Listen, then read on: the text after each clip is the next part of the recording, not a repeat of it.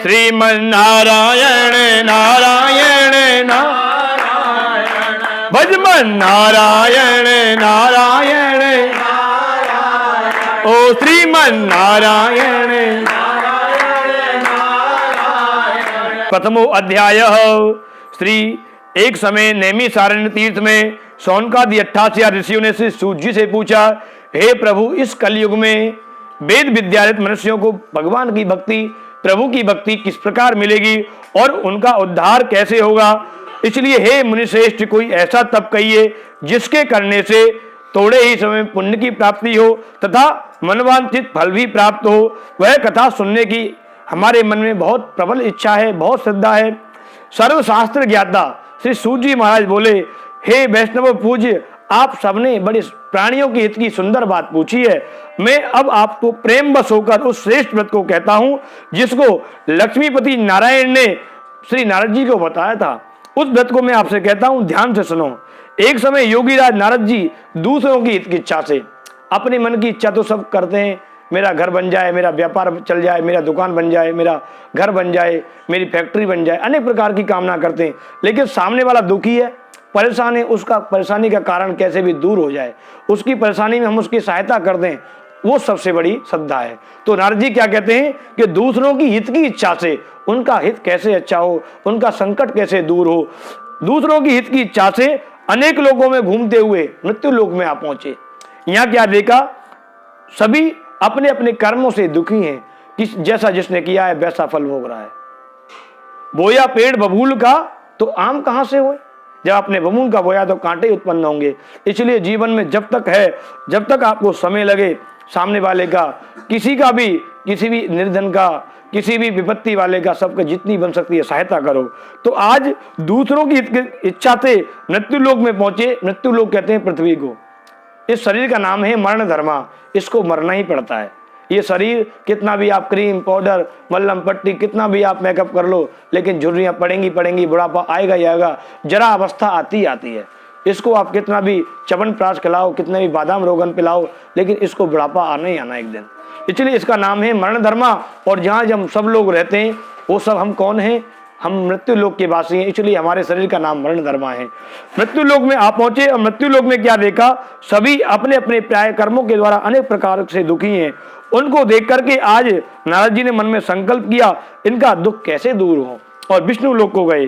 विष्णु लोक में जाकर के श्वेत वर्ण वाले 4 भुजाओं वाले भगवान देव ईश नारायण को देखा, जिनके हाथ में शंख चक्र गदा पद्म बनमाला पहने हुए हैं, कौस्तुभ मणि शोभायमान है। भगवती लक्ष्मी जी पैर दबा रही हैं, क्रमबद्ध जाकर प्रणाम किया, नमस्कार कर अनेक प्रकार की स्तुति करने लगे। तब भगवान ने कहा, हे नारद जी, आप क्यों आए हैं, आपका आगमन किस कारण से हुआ है, निसंकोच कहो। नारद जी कहते हैं, हे प्रभु, आपका आदि मध्य अंत नहीं है, आप निर्गुण स्वरूप हैं, सृष्टि के सभी दुखों को दूर करने वाले हैं, आपको मेरा बारंबार बारंबार नमस्कार है। नारद जी की स्तुति सुनकर भगवान ने कहा, नारद जी आप कहो किस काल से आए, निसंकोच कहो। तब नारद जी बोले, मृत्यु लोक में सभी मनुष्यों को अनेक योनियों में 84 लाख योनियां हैं हमारे संसार में, उनमें जीव जंतु पशु पक्षी मनुष्य जानवर, उड़ने वाले रेंगने वाले दौड़ने वाले सांप, कितने वाले जीव जंतु हैं, वो सब कैसे हैं, वो सब 84 लाख योनियों में आते हैं। उन 84 लाख योनियों में जन्मे सभी प्राय मनुष्य अपने अपने कर्मों से दुखी हैं। हे प्रभु, मुझ पर दया रखते हो तो कोई ऐसा तप कहिए जिसके करने से थोड़े ही समय में, मनुष्य कलयुग का बहुत चालाक है, इसके पास बहुत समय है, फिल्म देखने लगेगा तो 4 घंटे देखता रहेगा, फर्क नहीं पड़ता। अगर उसे कोई कीड़ा करनी है, खेल खेलना है, सोना है तो सोता ही रहेगा, उसे कोई फर्क नहीं पड़ता। लेकिन जब भगवान का नाम, भगवान का चिंतन, भगवान की कथा सुनने लगेगा तो बोले, महाराज बहुत देर हो गई, बंद करो, अब थक गए, पालती मारने में दिक्कत हो रही है। क्यों कि उसको सभी कामों के लिए समय है, लेकिन भगवान के कार्य के लिए, भगवान की पूजा पाठ के लिए उस मनुष्य के पास समय नहीं है। इसलिए थोड़े ही समय में उनको पुण्य की प्राप्ति हो, ऐसा कोई व्रत कहिए।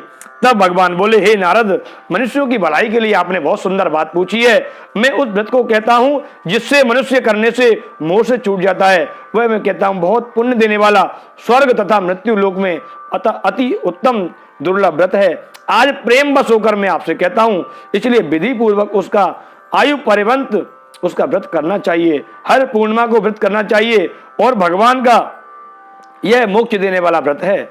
तब भगवान के वचन सुनकर नारद जी बोले, प्रभु उस व्रत का फल क्या है, उस व्रत का विधान क्या है, किस किसने इस व्रत को किया और किस दिन यह व्रत करना चाहिए, इन सब बातों को भी कई विस्तार से कहिए। श्री भगवान बोले, सुख और दुख और शोक को नाश करने वाला, सुख देने वाला, धन धान की वृद्धि करने वाला, सौभाग्य संतान देने वाला, सभी स्थानों पर विजय दिलाने वाला, भक्ति श्रद्धा के साथ किसी भी दिन मनुष्य सुबह या शाम को धर्म परायण होकर बंधु बांधव के साथ, परिवार के साथ भगवान को अनेक प्रकार की औषधियां जैसे नैवेद्य, केले का फल, घी, दूध, गेहूं का चूर्ण, सवाया लेवे, उसके अभाव में साटिका, शक्कर, गुड़ का जितनी भी सामग्री है, जो भोग्य पदार्थ जो भगवान को अर्पण हो सकती है, वही वस्तु ले और सबको भगवान को अर्पण कर दे। फिर ब्राह्मणों को भोजन कराए, तत्पश्चात स्वयं भोजन करे, रात्रि में सोए नहीं, रात्रि में नित्य गीत कीर्तन आदि करके, डीजे नहीं बजाए कि बड़ा डीजे बजा के नहीं बैठ गए, नित्य गीत करता हुआ भगवान का संकीर्तन करता हुआ और रात्रि का समय व्यतीत करे, ब्रह्मचर्य का पालन करे। इस प्रकार का भगवान का व्रत करता हुआ प्रति मास यह व्रत करे तो निश्चित ही उस मनुष्य की सभी इच्छाएं पूर्ण होती हैं। विशेषकर इस काल में, इस कलयुग में, इस कलिकाल में यह सरल और मोक्षदायी बहुत ही दिव्य उपाय है। इसलिए नारद इस व्रत को करने से इस लोक में भी और उस लोक में भी उसको उत्तम गति प्राप्त होती है। बोले सत्यनारायण भगवान की।